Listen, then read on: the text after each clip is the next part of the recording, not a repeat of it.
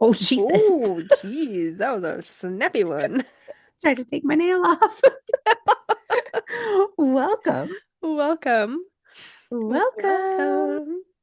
Welcome back to the Unhinged BookCast. This is a book podcast hosted by two book besties. I'm LJ. And I'm Jess. Whether this is your first time joining or you've been here from the start, we are happy and thankful you are joining us. It is a Thursday, so that means it's Book Besties Thursday. This is more of a laid-back book club style conversation about a book we have recently read together. Make sure you're not missing out on all of our next Book Bestie Thursday reads by liking, following, and subscribing on all of our platforms for the Unhinged BookCast. Before we get started, we need to give a quick content warning. We do frequently use naughty words that are not intended for little listening ears. So tonight we are talking about the two bonus chapters from The Stars Are Dying. This is book one in the Nightfall trilogy by Chloe Penaranda. So please note that we have finished the book and there will be spoilers for it.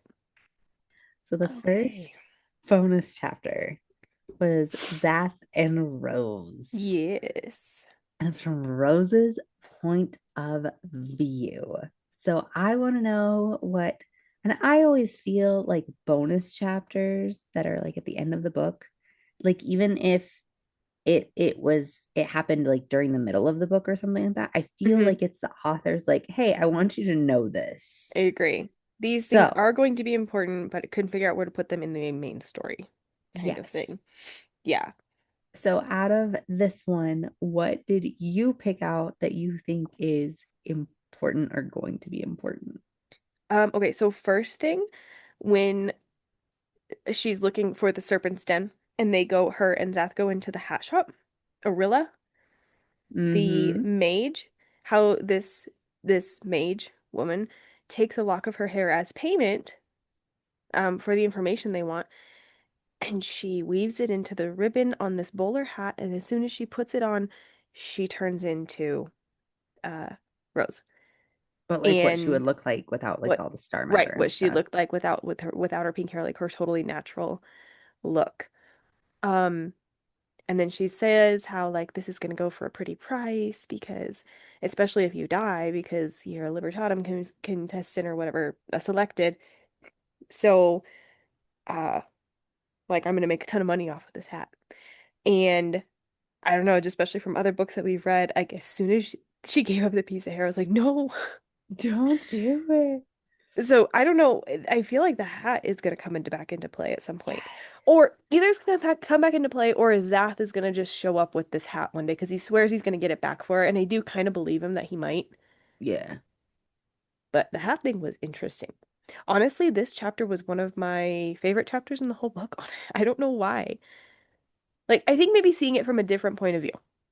Yeah. I like different point of views. So I did enjoy, I liked that. But that was the first thing I had. Yeah. And I agree with all that. And like I was really interested in like this lady had a mountain of hats. Like Yeah. she Oh, was good point. disappearing behind all these hats. And I was Mm-hmm. really curious about that. Are they Like, are all? all enchanted? Yeah. Like, yeah. And then I was kind of curious about the pink sun hat or whatever that Zath originally wanted to put on her, but he never gets it on her head. I was curious about that too. So I wonder like if he had got it on her head, if like it would have they would have figured out what was going on. You know what Mm-hmm. I mean? Mm-hmm. Um, so yeah, I agree with that part. And then the next thing that I had bookmarked was just I like history and so like her personal history that we find out that she was orphaned. Her uncle took her in. He Mhm. was captain of the guard at Pixia's central keep for their reigning lord, and she was to follow in his footsteps, but he didn't like that she was female. But it didn't stop him from training her, but he was very unkind, it sounds like, in the Yeah. way that he trained her and pushed her. And her pink hair came from her. I love this that she was the guys always made fun of her for being a girl or whatever. And so she made herself as feminine as possible and then kicked their asses. Like one of them, she kicked their ass in a dress while she was in a dress. But that's why she has the pink hair. Yeah. I agree. I like that part too. Hmm. But hold on, I just thought about something. Hmm. So this is like in the beginning before they even go in the hat shop. Hmm. And um Zath is asking about her lust trial or whatever. Oh, And she's like, yes. I don't even want to bring that up. I'm not So talking to you like about it. what happened? I'm sure I'm sure it was Zath that she was was lusting banging. after. I think so because, okay, so because That's the real Estrella, bonus scene. yeah, that's a real bonus scene. Because Estrella's was, uh, what's his face? Knight. And Oh yeah. that, well, like, and during her lust trial, it actually wasn't Knight. She was actually on Terran. We find out there at the Yep. end. Um, but yeah, I bet it was Zath that she was lusting after. An She's imaginary Zath, because obviously he wasn't in on the fun. He really wants to know mm-hmm. what happened. He wasn't in on it, so. Mm-hmm. Oh, okay, and then the part where, which I do remember in the book, they did kind of allude to the fact, or maybe Rose flat out told Estrella that she also wasn't technically supposed to be in the trials, kind of like Estrella, kind of a Yes. somewhat similar situation. And then her uncle, when she sees her uncle, he says, as soon as the king knows what you did to get here, you'll be sent right back to your reigning lord for judgment. And she says, my body broke with a shiver of fear. And she says, I didn't mean to. I said quietly, and that's all we get about that. So did she Um, kill somebody? well, and then she says, how I ended up in the Libertatum would forever taint my conscience, but I had to get here. So then we have bonus chapter number 2, which is a night point of view from Hmm. when she comes to give him the vial of her blood. Yeah, that time period. Hmm. Hmm. And then this conversation that they're having. But first, there is the oh, I my Kindle's not here. I can't think what her name is, but it's I don't know. I Basically, have it. okay, The lady, the like sea creature, not sea yeah, the creature. siren. I don't know, Yeah, kind of yep, that mermaid siren thing. it Yeah, is oh, I did have it. Oh, Fedora. Fedora. Yes. Hmm. Beautiful, long, straight black hair, depthless black eyes, and lured sailors to her waters with no endeavor. Also, I guess while I'm looking for this, I because through looking for this, you see Night traveling through this area. I was under the impression, and I'm not the best at imagining settings in books, Hmm. um, but I was under the impression that he was basically like chained to a wall with like these long chains, and it was basically like one room, like one big room kind of thing. Yeah, Um, but this was interesting because he is literally traveling through this underground cave, and he talks about how it sounds um like it's not that big though. I don't I don't know. You're better at imagining settings than I am. Yeah, I don't know. I see it like this big old cave, and then like in the back of it is or like a big opening to it, and then back deeper into the cave in the back of it there's two there's like two ways in and out is what he says. Hmm. And then he says the second way is this crescent moon shaped pool, like very turquoisey pool, Right. and that's where the siren comes. Yeah, he But it says that sounds like she can come and go. she can come and go because she's not always there. So is this like Um, a portal? yeah. And also it made me think, okay, so here's another kind of creature that we've not been introduced to yet. Mm, And my thoughts were, yes, it's a portal, and I'm wondering because she talks, okay, I can't find it exactly. But she basically was like, but I guess you could say betrayed, sort of, right? By her kin. yeah. Um, And and she wants ostracized, the basically. yeah She wants this trident trident. to get back at them, whoever Hmm. like betrayed her. But my thoughts on the whole portal thing was remember the island, the little island that what's his face, Yes. the pirates, Volcanus. yes. Volcanus? Oh, Sure. something like that. Really close to Volantis, it. Volantis, Volantis. It's Volantis. Volcano Atlantis. Volcano Atlantis. Yes. I'm wondering, is this place like is this pool like a portal Yes. to there? I was thinking the same thing. Yeah. Or could we go anywhere? It could go like anywhere. travel through the waters anywhere. Or are we going to travel through these crescent shaped moon portals, moon Mm-hmm. portals? Why was that hard? I don't know, but yes.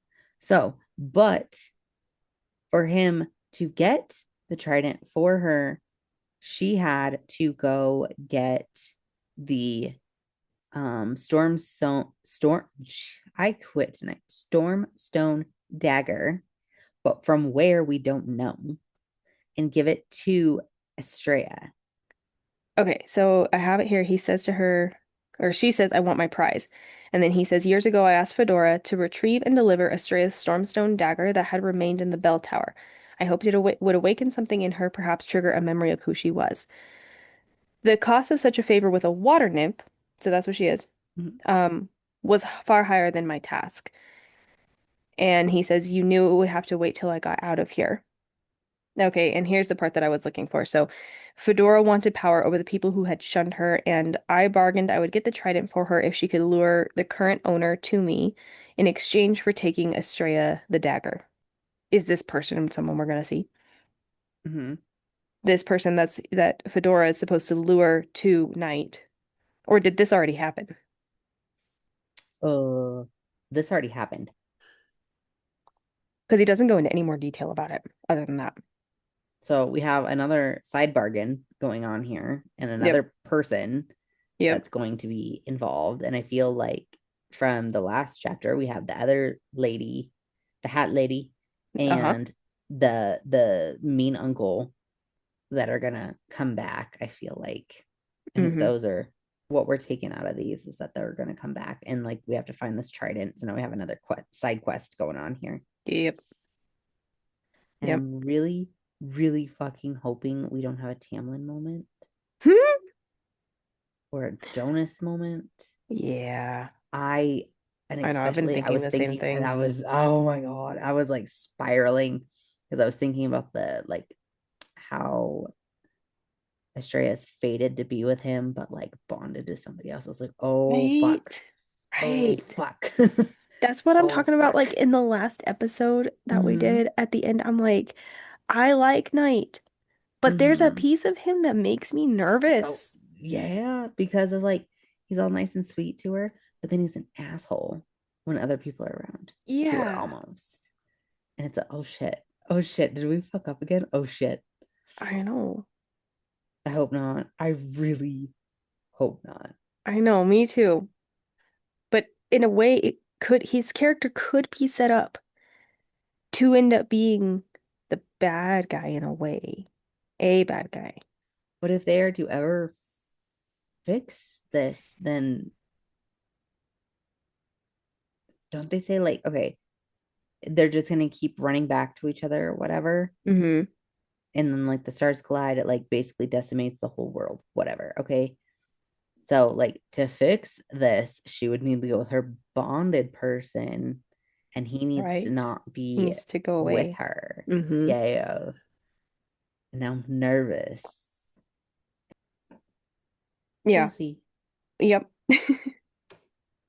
Um, I had one that I just something I found kind of interesting, just a slight bit of personal history with Knight. Because Estrella asks him like, "How have you been down here somewhere? Like, how do you not have someone that's been missing you all this time, like looking for you?" And he's like, "No, there's no one looking for me." And he says it wasn't a lie. My kin didn't just know where I was, they put me here. My father, that was unsurprising. All I felt was rage that was sure to end his life when I was free. My brother, dot, dot, dot. I had to admit that was a dagger lodged that had remained in my chest and twisted each time he visited. He didn't often say much, I hardly engaged, but still he came like clockwork, and to this day I couldn't decide if it was an old guilty conscience to check I was still sane, or if he was relishing in my torment for all I did to him. So a couple little things I caught out of that was like, so his brother, it almost sounds like they had somewhat of a relationship yeah. beforehand, which I was curious about when we read the book, if it was always animosity between the two of them or if they were ever close. It sounds like they did have some sort of a relationship. Um, But then he says, or if he was relishing in my torment for all I did to him. So then I Hmm. want to know, what did he do to him? What did he To do to Dristan. him? What did Knight do to Dristan? Just a cute little quote I thought was cute. Um, he says, she was the most perfect thing to ever exist, a brilliant star I vowed with my life would never go out again, even if I had to be the purest darkness for her to shine the brightest against. Hmm. Which was cute, but also I was like, is that somehow how we're gonna fix this? Even if I had to be the purest darkness for her to shine the brightest again. The way that that's worded is different from all the other times that we've talked about, that they've talked about, like their, Yeah, I don't know. that's true. And I also had to bring this up too, because we didn't talk about it at the end of the last episode, because I did notice it, but I didn't take any notes on it because I really rushed through the last bit of the book. It's okay. Um, but he also alludes to it again here, where he says, brilliant star I vowed with my life would never go out again. If you remember from the end of the last book, she died. And that part was fuzzy to me. She actually died. When did she die? Okay, now I'm gonna have to go find the end of the book. Wait, what? You didn't pick that up? She actually, not like now, but before all this happened. Oh yeah, she died before. Yeah, yeah, yeah. Before. Yeah, so she died. Yes.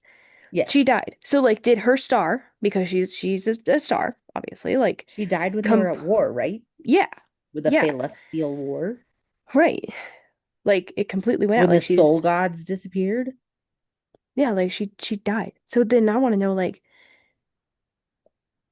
how did she come back? And then she makes a comment of like, well, you knew me, you knew the then me.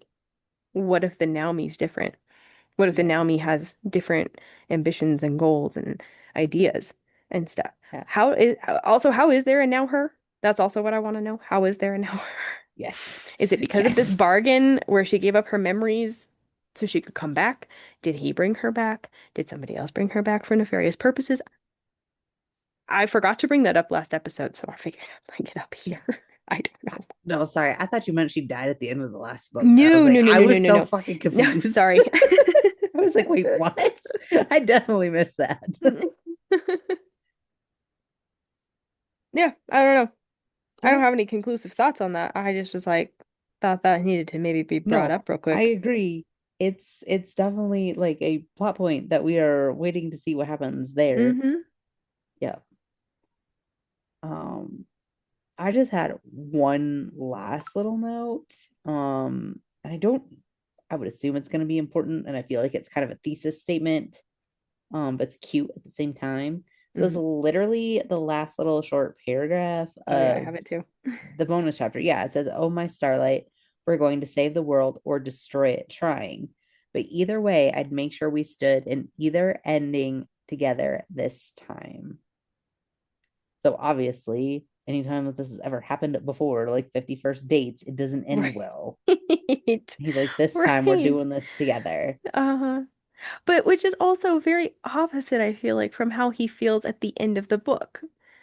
Correct. But this is before the end of the book. This bonus chapter is before the ending of the book. Yeah, So, true. like, did he change his mind? Because it seems to me like at the end of the book, he's basically like, I'm leaving to go home and you can't come with me and we have to part ways.